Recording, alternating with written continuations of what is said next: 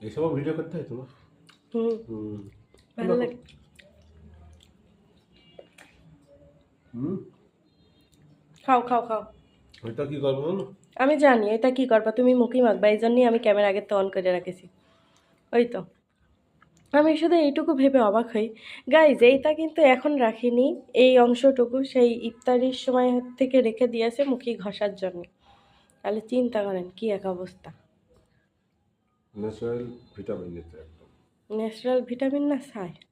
ফর্সা মানুষেরা যদি এত ঘষাঘষি করে গাইজ, তাহলে বলেন কি বলবো। কি আমি ফসা, আমি তো কালো।